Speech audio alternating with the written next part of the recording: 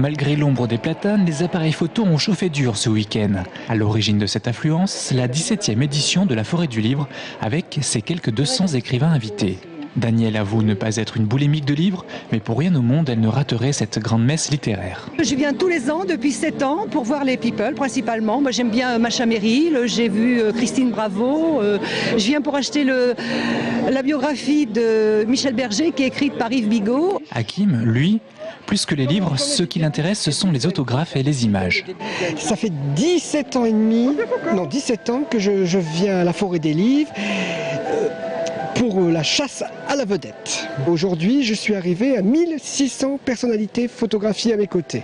À quelques jours de la rentrée littéraire, tout le gratin des écrivains à succès s'est donné rendez-vous ici, à Chanceau-près-Loches, terre de Balzac et de Rabelais. Ici, de toute façon, moi je suis très attaché à cette région pour d'autres raisons, des raisons personnelles.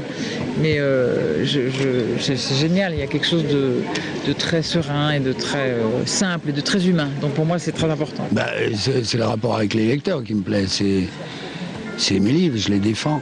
À côté de ces poids lourds du livre, on peut trouver de jeunes auteurs qui essaient de se faire leur place dans le milieu de l'édition. Cet auteur originaire du canton de Loches vient de publier 2 ouvrages avec sa petite maison d'édition. Il y a mes coordonnées dessus, D'accord. Je vous mets un petit marque-page. Et alors donc vous faites vos peintures, vos dessins? Voilà, je me promène en Touraine et je réalise des portraits et des aquarelles. Pour elle, ce brassage entre plumes célèbres et anonymes, loin d'être handicapant, c'est plutôt enrichissant. D'abord, je pense que s'il n'y avait pas toutes ces personnalités, il n'y aurait pas 50 000 personnes qui passeraient, qui s'intéressent à ce que l'on fait aussi, nous petits auteurs. Puis il faut se dire qu'un jour, toutes ces personnes qui ont réussi, elles ont démarré aussi comme nous au départ, en étant petits, on n'est pas grand d'un seul coup.